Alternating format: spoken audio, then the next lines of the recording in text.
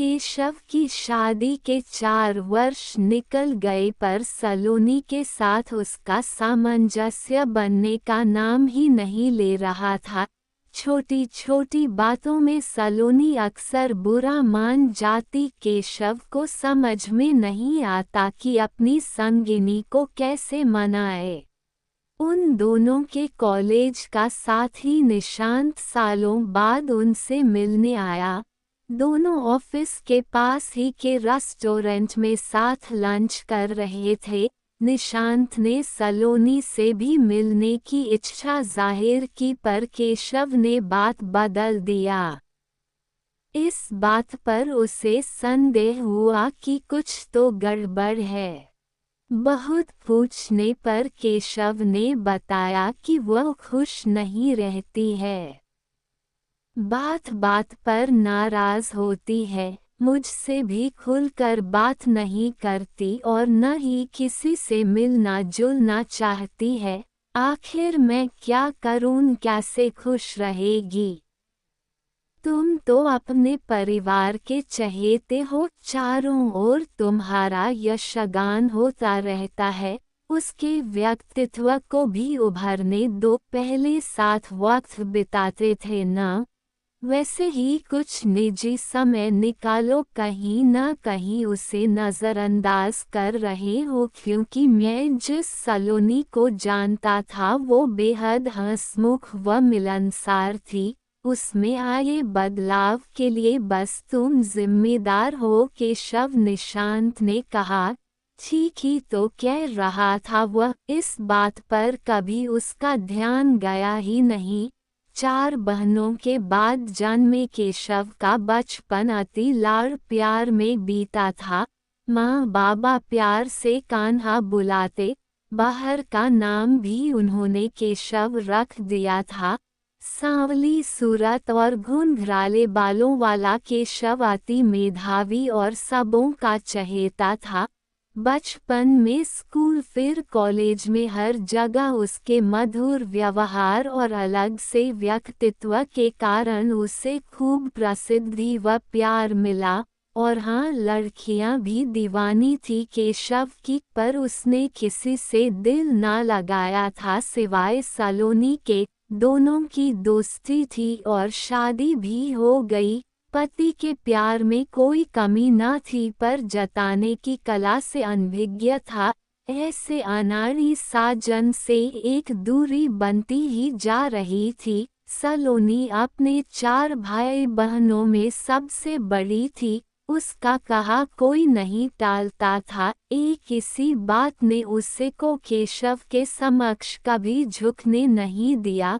दोनों ही अपने रोने का बहाना मिल जाता, मैं कुछ भी अच्छा नहीं बनाती हूँ, अब तुम मुझसे प्यार नहीं करते आदि आदि। सब के बीच व्यस्त रहने वाला केशव पत्नी के मन को समझ ही नहीं पाया था।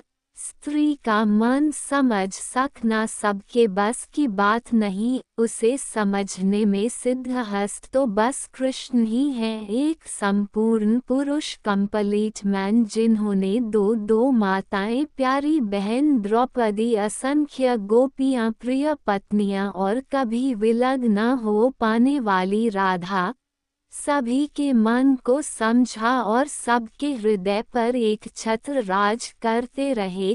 कहते हैं राधा कभी कान्हा से नाराज भी हो जाए तो कृष्ण ये कह कर मना लेते कि भी मैं तुम्हारे हृदय में हूँ। अगर वहाँ नहीं तो कहीं भी नहीं। इस वाक्य में ही सारे रहस्य निहित हैं। दरअसल प्यार करने वाले के हृदय में ही प्रेमी या प्रेमिका का वास होता है। अपने ही मन में सवाल भी है और जवाब भी, बस इसकी जानकारी उन्हें हो पाती है जिन्होंने इस विषय पर गंभीरता से विचार किया है। ज़्यादातर लोग आत्मविश्लेषण न कर औरों पर ही दिमाग लगाते हैं, जिससे परिणाम में भी नकारात्मकता ही हाथ आती है। केशव की समस्याएं मित्र समझ गया था। अनुभव इंसान को सब सिखा देता है। उसने कहा कि हर रिश्ते की एक मर्यादा होती है।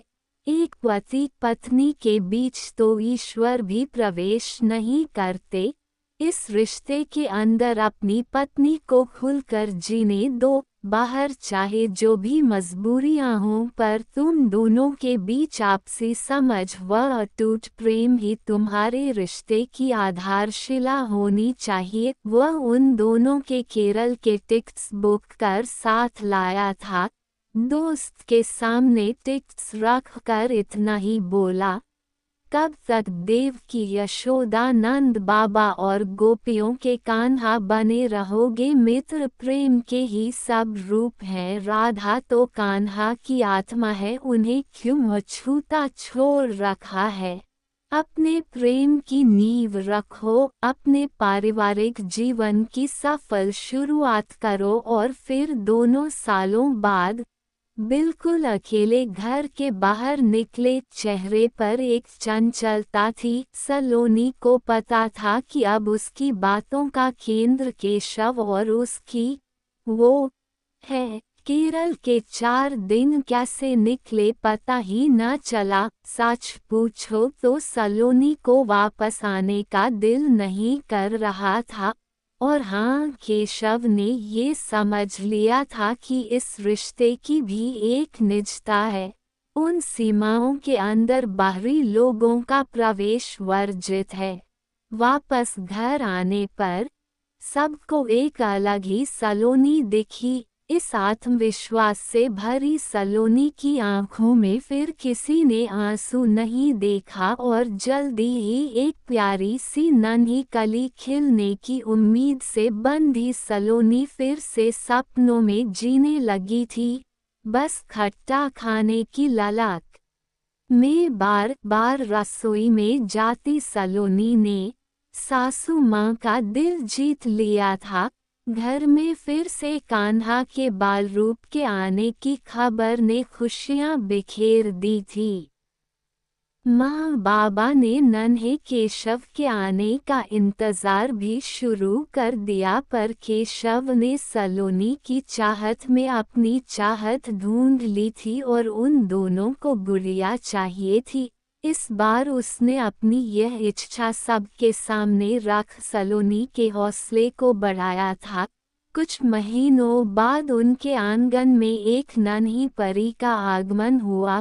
केशव अपनी गुड़िया को बाहों के झूले में झुलाने लगा। उसकी दुनिया प्यार से संवर गई थी। हंसती खेलती छोटी सी प्यारी सी उसकी अपनी नन्ही सलोनी ने उसके जीवन को इंद्रधनुष